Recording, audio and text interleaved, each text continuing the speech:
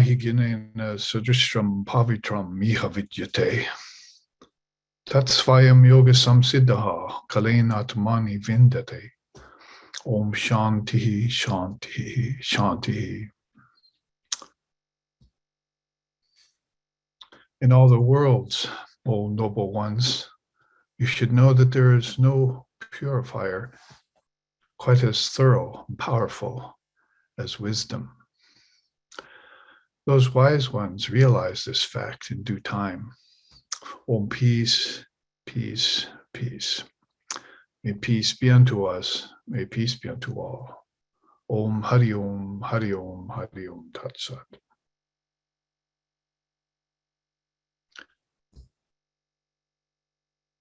So with those words from the Bhagavad Gita and Sri Krishna, we enter into a period that's just after Janmashtami. Some of our students are traveling and celebrating the Lord of the universe, which is the Ishtam, and then Brahman, the absolute. Those two ideals are on their minds daily. So we know we belong to a group of individuals.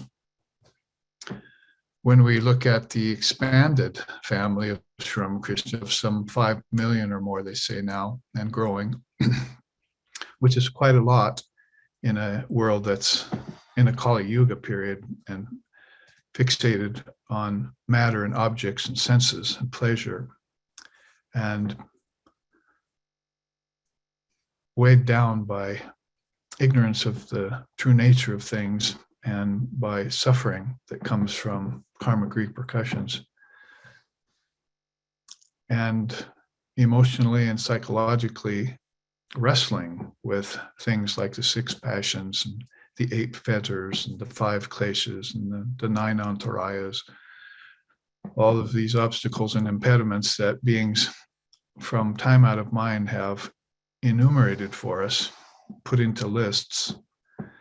So we know that those beings who are Vedantas are not listless people. They're not rajasic either in a negative way.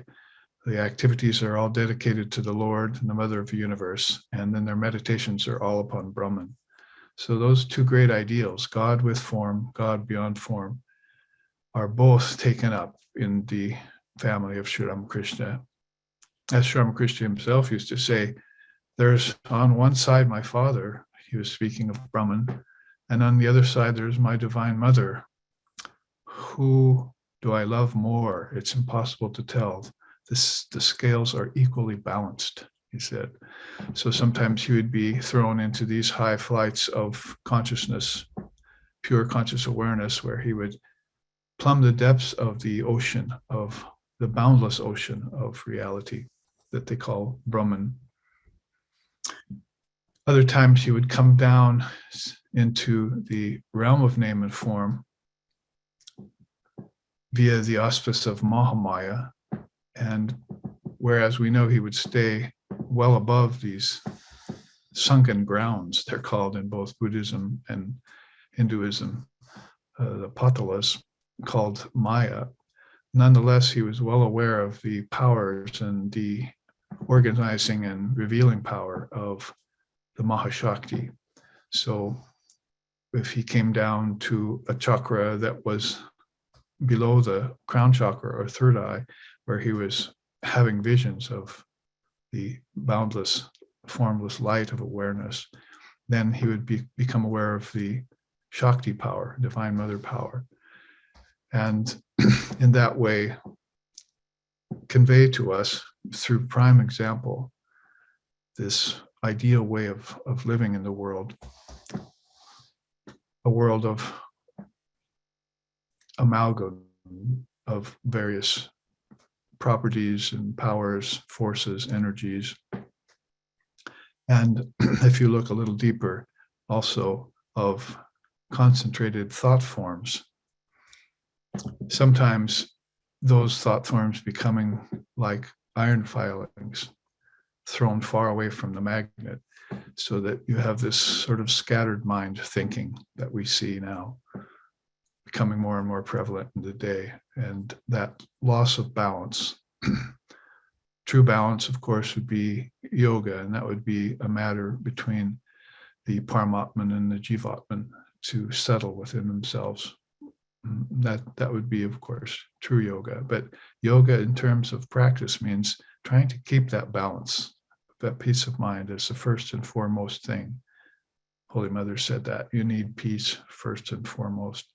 So in the world of name and form, when the far reaches of Brahman are not yet available due to it being a matter of the grace of Divine Mother, that one has those experiences, then one just needs to remain buoyant, keeping the mind like a hot air balloon and rising above those patalas, those sunken grounds, they call them, where so many beings seem to get trapped. And the main characteristic of being there would be a scattered mind, or a mind that's dull, mutta, they call that. In this more recent times, because the period of crisis is fairly recent for India, Patanjali was there talking about the 5 states of mind for people of these more modern times. And that's lasted for a long time. But although in America, we're still trying to dig ourselves out from under centuries of materialism. But of course, in India, it's gone back more like millennia. Last 2,000 years has been a very tough time for India to remember all of the spiritual wonders that she discovered through time. But there's always a group of people that I'm talking about here that are part of a greater satsang. Our little weekend satsang here is just a honeycomb that we get together, and others we hope are doing this around the world in other little groups and in larger groups and in families, so that we keep these nadis, or these channels for the light, open, and they can pour down through the opened and aware minds of living beings and manifest themselves here on earth for the highest good of all. And the practices we undertake for that, because I've just been talking about the 2 main ideals, form and formlessness, and we have names and practices for both of those, basically Brahman with meditation and the Ishtam with worship and study. So that just leaves this door open for the selfless service of God dwelling inside of living beings, which is a practice that everyone can undertake and partake of. So we're trying to do that in the best way we know how in SRV, as far as it's possible with our limited finances and our limited congregation, by spreading this Dharma to everybody and making sure that as the Dharma comes into the context of Western thinking, that it's kept pure and high-minded and is not made narrow or distorted in any way. Because we know all the great scriptures of different religions eventually fall, and scriptures get text tortured, as they say, and things become too hidebound, and that living, free-breathing spirit that we call Vedanta is not allowed to reach human context, human beings. So we want to stand up to be open channels ourselves. We ourselves are great nadis. That's the import of may we always and ever be like mighty rivers flowing under the sea. And it further goes on to say that we lose all name and sense of identity. As Holy Mother used to say, forget about your personality, realize your true self. So she saw people dumbing themselves down and dimming and limiting and blunting their intellects down into this tiny little complex called body-mind mechanism, and not keeping those channels open and free-flowing. As I said, practices like that, we engage in our swadhyaya, study of scripture, and the study of jnana yoga. And that keeps the mind high-minded each day. It's not that difficult a vow to take, that you'll do some of your practice every day, some of the studies every day. Even when the mind becomes a little averse to doing that, the same thing will happen with meditation. The mind will become a little averse to doing that. So you practice them a little each day and take that vrata, that vow, to keep up the practice, and therefore build those subtle muscles. So the river sometimes will then maybe even break its own banks. It'll overflow. A great flood will come.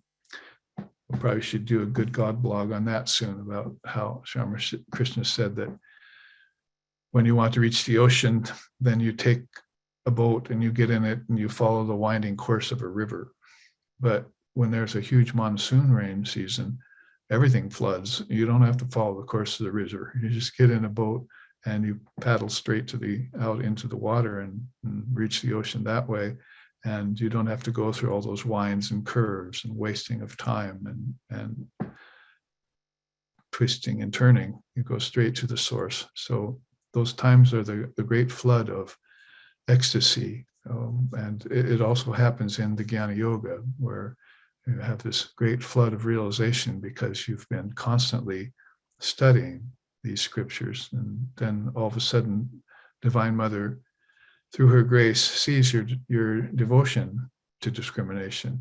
That's how Shankara called it. He said, sometimes they criticize me for not having devotion, but my devotion is to discrimination, he said. So as long as here in this world, then we know that worshiping the personality has its dangers. So we must keep a good admixture of those principles in there. God is not a personality. God is a principle, Vivekananda said. So we have to be sure that we're not caught off guard, and that maybe we should catch our ego off guard for a change and infuse it with these non-dual truth principles. We call it Vaita Vedanta. So the mind stays high and the heart stays pure. And with a combination of those, then you have the two wings of the bird, which is right here on my wall to the side here.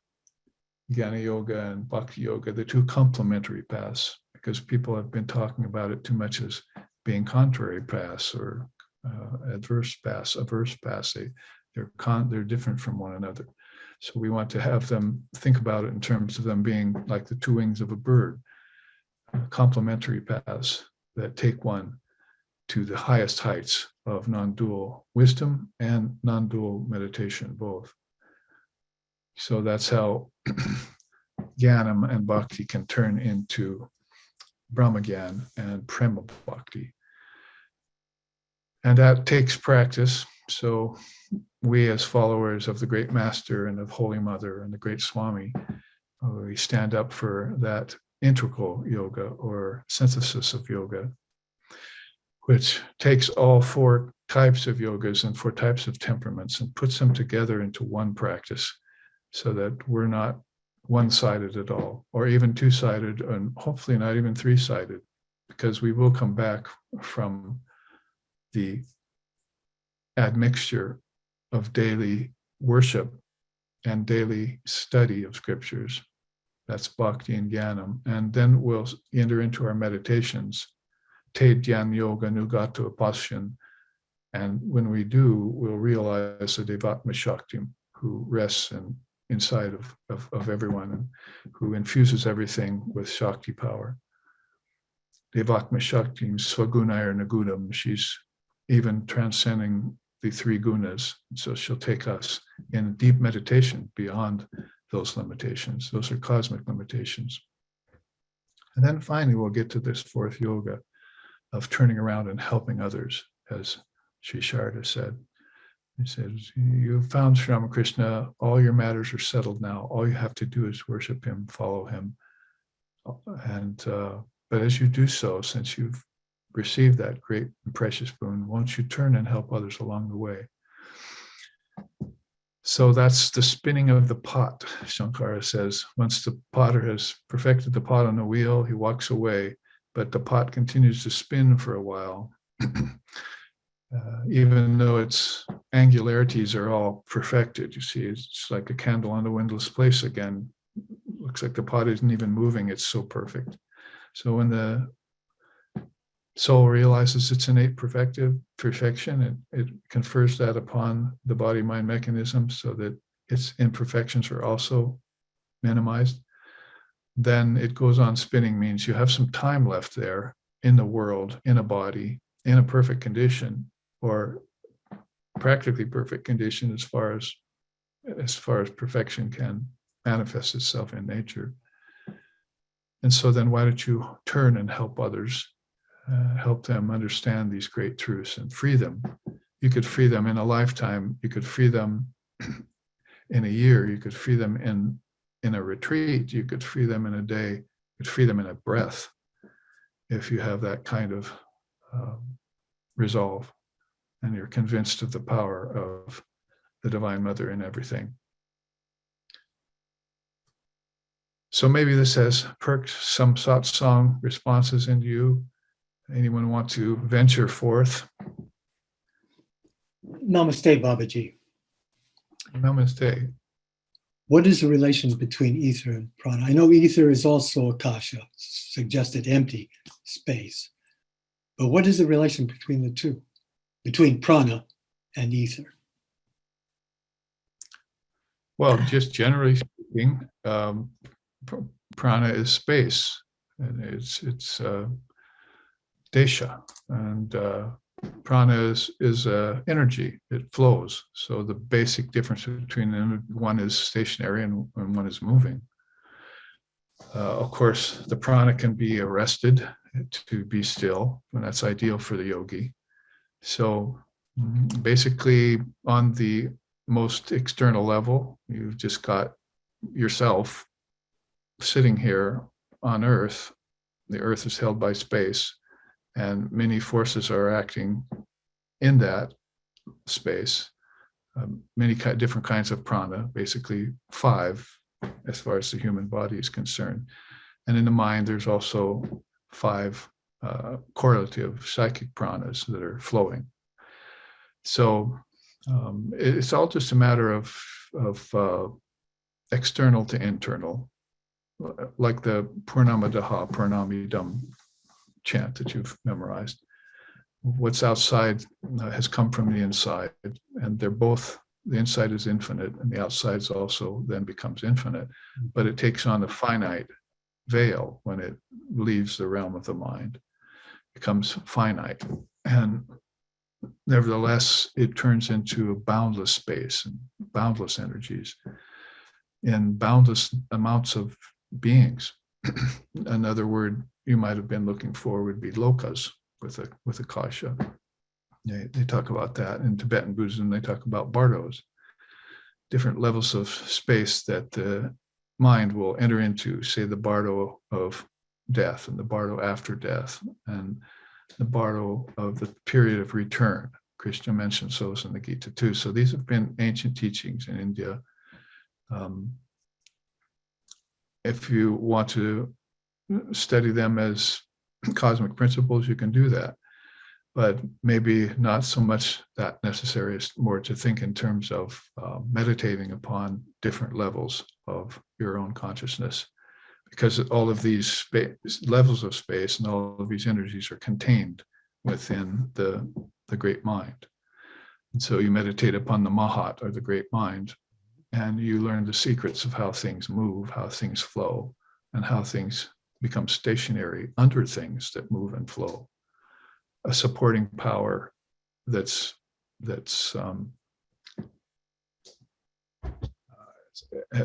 as we say in some of our chants, is stable, but becoming manifest, becoming manifold. See, that's that Atman is in terms of the ultimate substratum of things, the basic substratum of existence. And then when that's eternal and it's always stable, so on top of that, all of these powers can manifest and express themselves, all the way down to many, many beings and many, many forces of nature. And all of that needs a foundation. So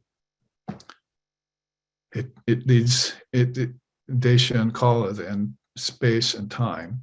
You're going to have some subtle substratum that manifests itself so that time can go into cycles and manifest things. And that manifestation then is called nimitta or karma, cause and effect. Everything happens through cause and effect. Meanwhile, it all has to take on a form so that it can move amidst space in time. And then those forms get named. So you might say there's a kind of order to the cosmic process too, although it's not so easy to peg it like that. It's there and then it's not, as far as the mind's waves are concerned, the vrittis of the mind. It rises and it falls all the time. So it's there's no real origin to it. The great thinkers know, but it seems to be that there's beginnings and middles and ends taking place all the time in this vast space, in this vast flow of time, and in this vast arena of cause and effect. And so maybe a little bit futile to try and go looking for the origin of something like that. But when you do, you can make a conclusion like Gaudapada makes, and I put that in yesterday's God blog. If you have read it, we can discuss that in an hour or two. The Gaudapada talks about everything being unoriginated, and that non-duality is the real truth of things. That's the correct position to take as far as Indian philosophy goes. And then duality will then have its play and its sway over people's minds on top of this substratum, this immovable substratum. So those, you can talk about it cosmically and talk about it as cosmic principles, but then you can also take it down to a very practical level and just talk about it as being bodies in space and time flowing and activities going on and repercussions happening and countless names and forms manifesting because of that. You can put it all under the heading of Maya or Prakriti or nature, just so that you have a way of keeping track of it in a sense. But it's all limitless and boundless. And that's why I started off saying today, the two great ideals that the devotees concentrate on are the formless Brahman and God with form. Beings make mistakes when they say one exists and the other doesn't. That's one of the great messages of Sri Ramakrishna. God exists with form. God exists also beyond form. And God exists beyond both form and formlessness, just to make sure that we didn't try and limit it somehow, because it's when we tried to limit it that we studied all these cosmic principles like name, form, time, space, and causality. And we began to make divisions between things, and we considered those divisions to be real. And then Vedanta had to come back to us and tell us, no, only Brahman's real. There are no divisions that are real. Oma sat vijite bhavo na bhavo vijite sataha, that the unreal never exists. The real never ceases to be. The truth about both has been known by the seers, Krishna says in the Gita. So that's why we study those scriptures. The unreal never exists. If you're in a difficult time in your life where various problems are forcing themselves upon you, then you go back to a sloka like that. The unreal never exists. What is all this play of Maya going on? It's like a sleight of hand of a magician. You should be able to wave it away. The unreal never exists. The real never ceases to be. So all of this reality was underlying all of this change of name, form, time, space, and causality at all times beyond time. In the conception of everything beyond conception, in the origin of everything that had no origin. So you have to pit these higher dualities against themselves, just like you would do away with the lower dualities, like pleasure and pain, happiness and sorrow, when you began your practice, if you were attached. These great souls that come into the world, they come free of attachment. So they're marvelous, but sometimes people in their attachment and in their thinking process, where they're considering the world to be the only reality, matter to be the only reality to them, and sense objects to be the ultimate goal and aim of life, they can't understand these great souls who come so unattached. So then it's time for holy company, it's time for satsang, it's time for darshana, and it's time for individual studies and worship. It was a great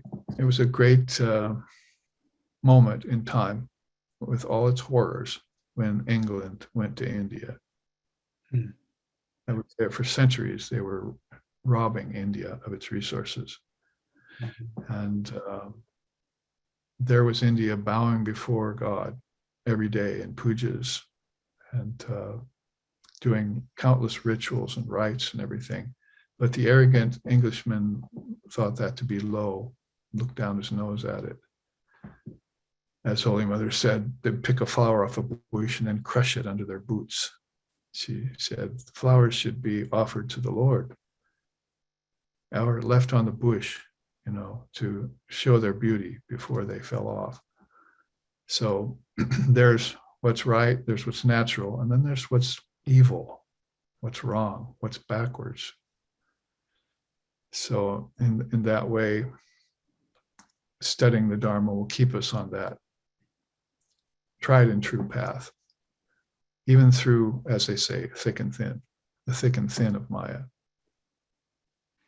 So just think of ether or an Akasha and so forth as space, and try and study then the space of your mind. If you study space first, you'll like a scientist, a physicist, you'll end up with just planets and suns. There's a lot of that, you see, a lot of that going on. It's an interesting study, but it can take you away from the fact that there's energy there. And so some of them got a little interested in energy and how that manifested in physical space, the energy from the sun and so forth, and took it into different directions. But none of them made the connection to the space of the mind. That's the origin of the other two kinds of space. Yeah. Out of the mind comes that prana. It flows like out of the Atman, like a shadow of a man, the Upanishads say. The prana flows out like that.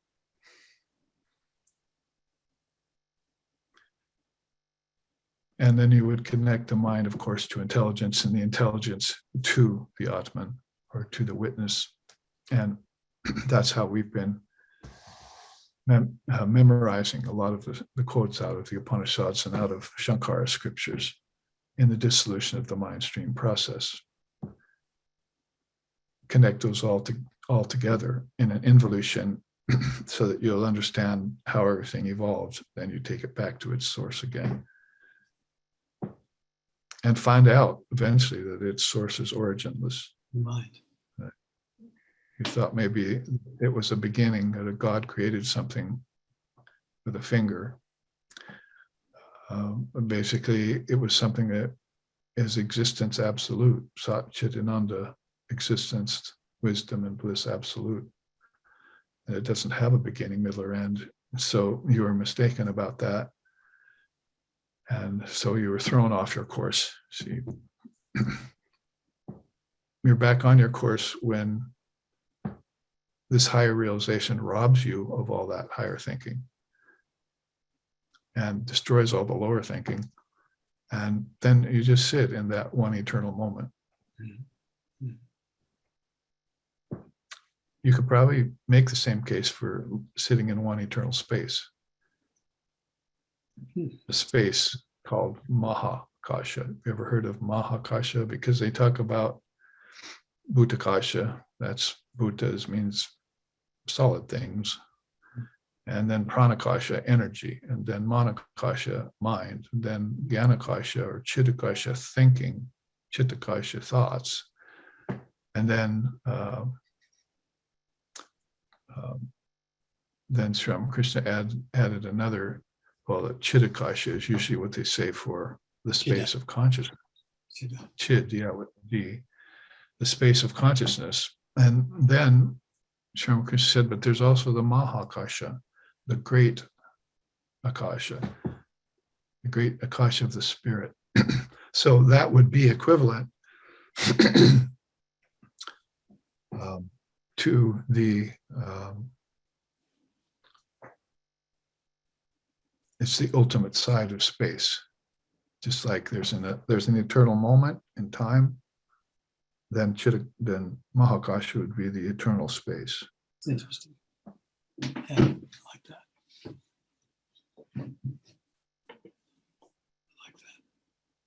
And that's where names and forms get stripped away. Father of Yoga says that she strips away names and forms from Prakriti. So Prakriti has an unmanifested side that's just concept in the mind. Brood about it enough, God brooded upon those things, and all of a sudden the worlds were born. So when he wanted to take the worlds away, he stopped thinking about them, stopped brooding upon them, just like you do in meditation, ideally. And they went away. And they went away in deep sleep, and they went away in samadhi, and they went away at pralaya, and they went away in mahapralaya. So all there was left was that which was in the beginning, which was beginningless.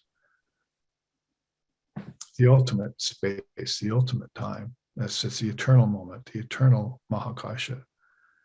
Or let's just call it Brahman, cut to the chase. As long as we have a method and a path for dissolving all of this, then we can play here. If we forget, we forget the practice, and we forget the method and don't do the practice, then we risk being lost here in time and space. And we begin acting like lost souls. Yeah, there's the devil to pay in that kind of way of life.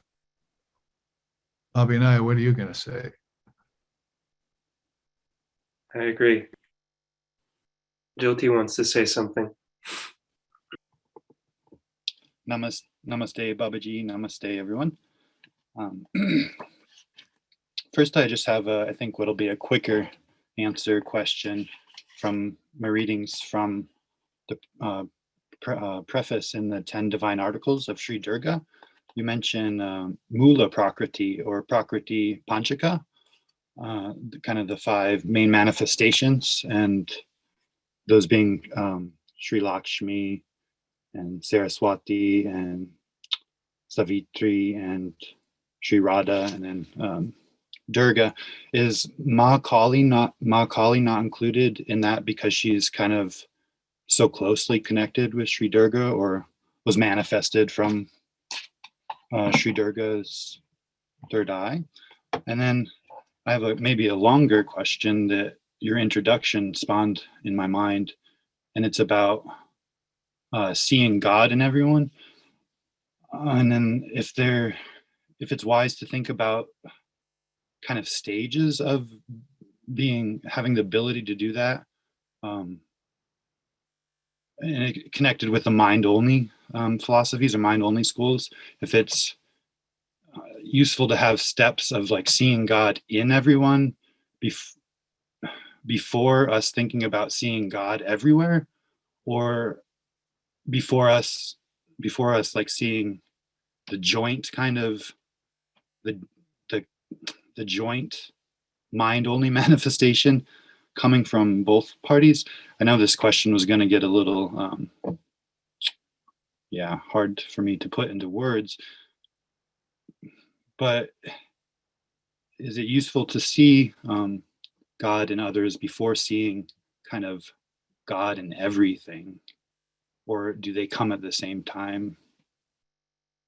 The first question was that I've always referred to that story where Sri Kali was born out of Durga's third eye when he was fighting Raktabija and other asuras and demons, so that she needed a special concentrated force to destroy these asuras who had become very technically evolved in their evil, you see, over time. So she would battle them sometimes for 1,000 years on earth, in the skies, in the ethers, in order to do away with them. So at one point, she gave birth to Mother Kali out of her third eye by thinking of all the most concentrated things, and particularly in terms of destruction. And so Kali has been known for that power of dissolving worlds and so forth. That's why it makes a good companion for Lord Shiva. You see, in the tantric way, you look at Shiva and Shakti, you think of Lord Shiva and his consort Kali. But then in another way, Uma and Parvati come in as his consort. So this has to do with different views and darshanas in India over periods of time. But nonetheless, kind of points to that fact that there are so many different manifestations of Divine Mother. So when you want to understand a little bit more, the human mind wants to comprehend, then you have what you just called Prakriti Panchoka. And that's a great teaching in Tantra, where you had the 5 main Devis, or 5 main goddesses. And Lakshmi and Saraswati, actually Durga comes first, so you should list Durga first. And then after that, you have Saraswati, Lakshmi, Savitri, Radha. So that's the 5-fold aspect of the goddess. So you would include Mother Kali, who is, as far as this world's concerned, a later manifestation of Durga. Started hearing about her in later centuries. And she became the ideal of a small group of dedicated individuals that were not afraid of death, and were not afraid of pain or fear or danger, and took bravery and fearlessness to the ultimate. So that's why she has her Abhaya Mudra, be fearless, and she grants boons with the other hand. And she has in her other 2 hands the sword of wisdom, in which she cuts away everything that's unreal or a manifestation of ignorance, and then the severed head of the unripe ego, or you could even say the ripe ego in some cases, in her other hand. So that's the 4 arms of her, whereas Durga had 10. See, so it's just really an extension of that great goddess, Sri Durga. And Durga herself is worshipped around India with dozens of different names. They'll call her Ambaji in one province, and she also has 9 goddesses under her, Navaratri, the 9 days and 9 nights of Durga worship. Each one of them is for a different aspect of Durga. And so there's 9 goddesses that go with each of those 9 days. So anyway, sort of a longer answer to your short question, your first question about seeing Kali and Durga as the same goddess. It's very easy to do. And that's where she gets included in that primordial collection of Prakriti Panchaka. Your other question, I would say, since all of us are practitioners, we're behind the 8 ball, is the expression for people who come to the world without knowing their true self, which is the state of most all beings when they come to the Bhur Loka in ignorance of who they are, and cosmic mask has been put over the face, cosmic curtain has been drawn down in front of the eyes, and even the best of us, like Shankara and Swamiji, will take some time to pull that mask off and lift that curtain and see through to the truth again. This is maybe you might call the playfulness of the Divine Mother, that she wants people to struggle to get free, because it was their decision to take on name and form, not hers. At least that's my position. And so then they need to then struggle like a chrysalis, in a cocoon. You struggle to get out, to fly again. And so that's the limitations of Maya, name, form, time, space, and causation, have been taken on by the soul, willingly or unwillingly, consciously or unconsciously, and everything that falls in between those two poles. That's another question that each individual soul has to answer for themselves. But pertinent to your question, that it's always the best route is to look inside yourself first, to find the self before you try and see it in others, before you try and see it as Brahman. It's the best way. It's the most surefire way, attended with the least amount of obstacles and problems, because people are invested with karma, that is work, not just karmas to pay, but works to do. And those will create more karmas. And so they'll get out into the field, the mind field of many manifested beings, and they'll start trying to serve them and making all sorts of errors because they themselves are not clear in their minds about reality, relativity. They haven't separated the wheat from the chaff. They haven't discriminated away the evil from the divine from the demoniacal, as Krishna calls it in the Gita.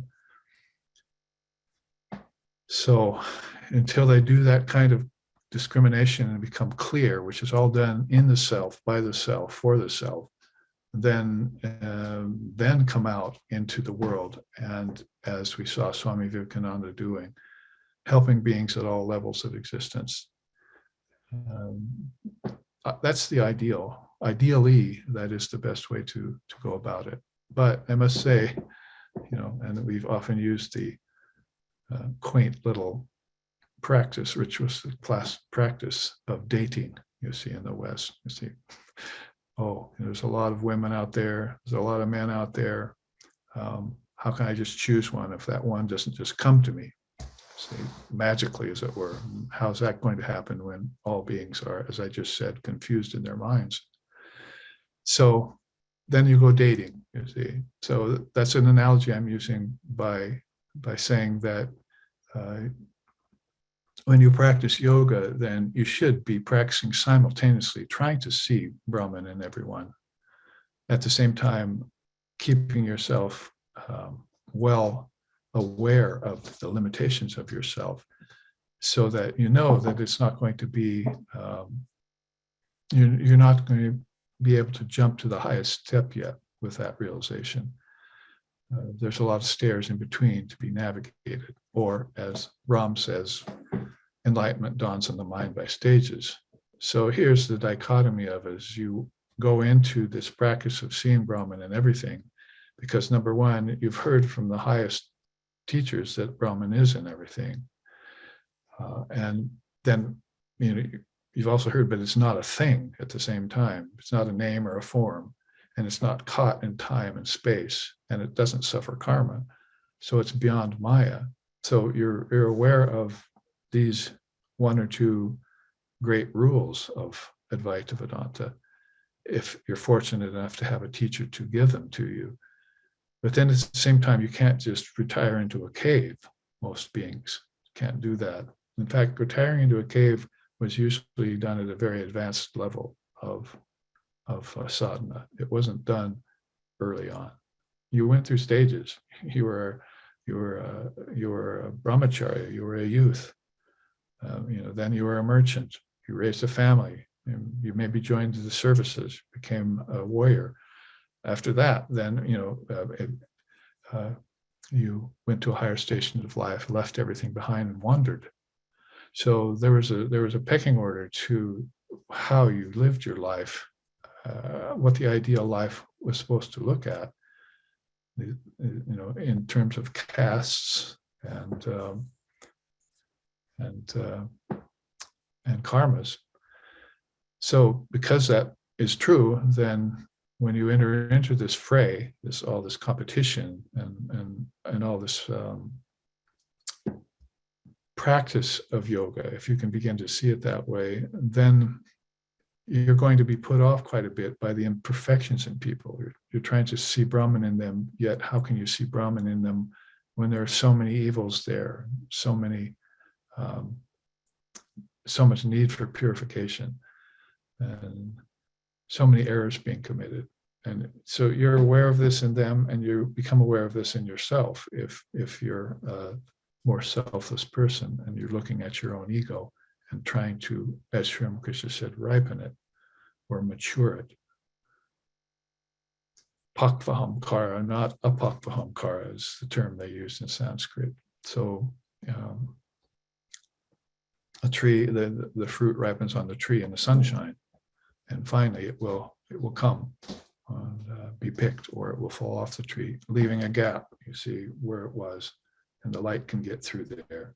So this maturation process of the body-mind mechanism in practice is all for the sake of realizing the Atman within, which is no doubt always there and already there, but it's being covered by these various sheaths and by these upadhis and by these conditionings and karmas that have come from many lifetimes, over many lifetimes, and are manifesting now here in your body-mind mechanism, in your thinking process, as you exist amongst all these other beings who are supposed to be Brahman too. So you see, it's kind of the ideal can be approached very naively at the beginning. It probably will be approached very naively at the beginning by just thinking, oh yes, Brahman's out there and everything, so I should just go out there and be with Brahman and cavort with Brahman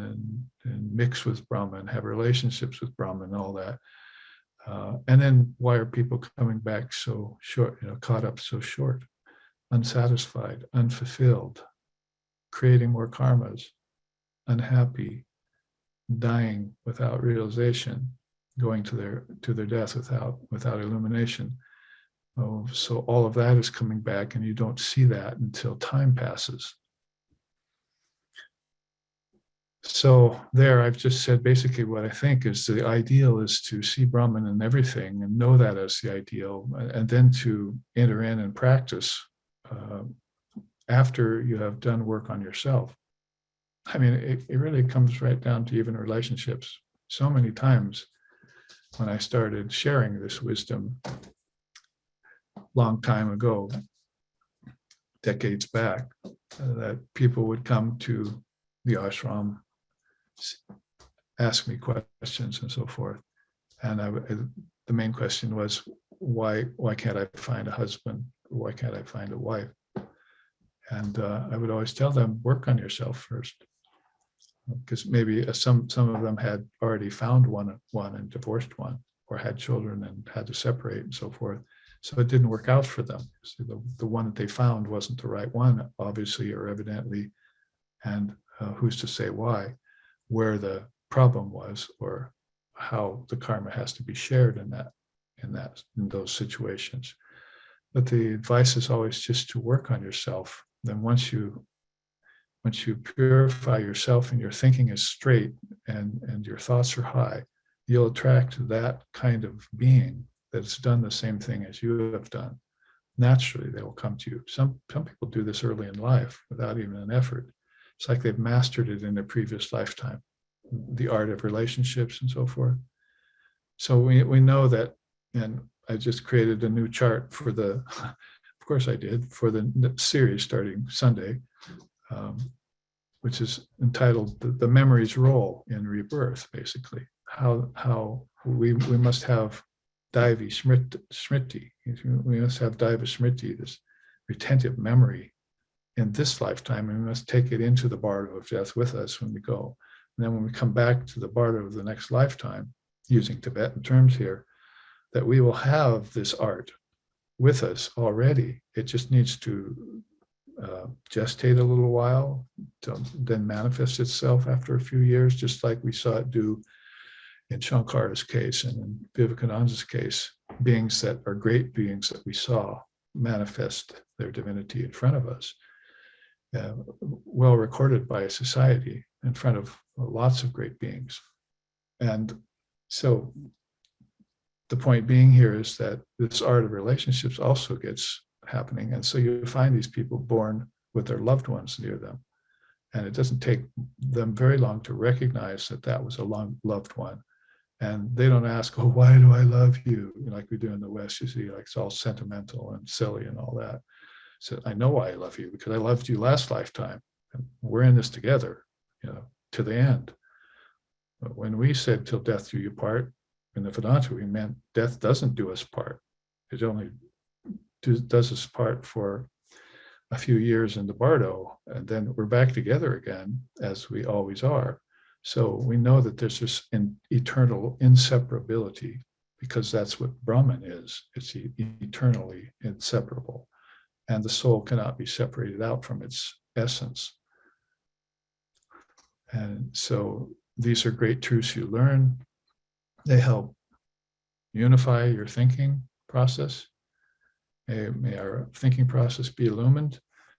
And then you carry them with you from then on. It's not like old baggage that you cast away later that's not usable anymore. It's essential knowledge that you keep with you all the time.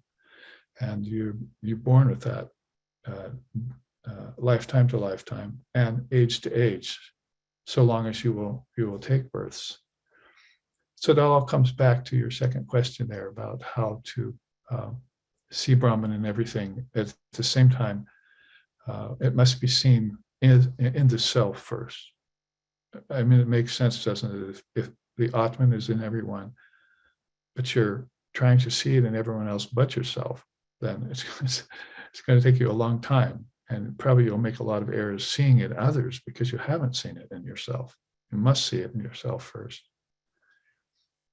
And we call that enlightenment and illumination. And ideally, which this world is not an ideal place, Burloka, ideally that would be the best course. But in the meantime, I'm saying, and I'm taking too much time and too many words to say it maybe, in the meantime, you must practice at the same time as you work on yourself.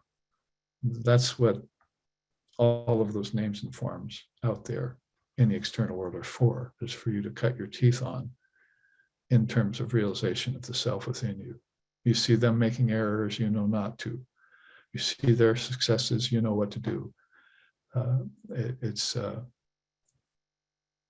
It's just a natural course that the soul who's illumined will take method and practice to weave themselves through this world bewitching Maya and get to the essence of all, called Atma Brahma. The self is in all. The self is all in all, none else exists, and thou art that. Say Om Tat Sat Om. So asato ma sat gamoya, tamaso ma joitir gamoya, mrityur ma amritam gamaya, abira mayeti, rudrayate dakshinamukam, tenamam pahinitcham. Om Shanti Shanti Shanti. Lead us from darkness into light. Lead us from lower truth to higher truth. Lead us from the unreal to the real, and lead us from the illusion of death to eternal life. Reach us through and through, O Lord and Mother, with thy sweet and benign presence. Om peace, peace, peace.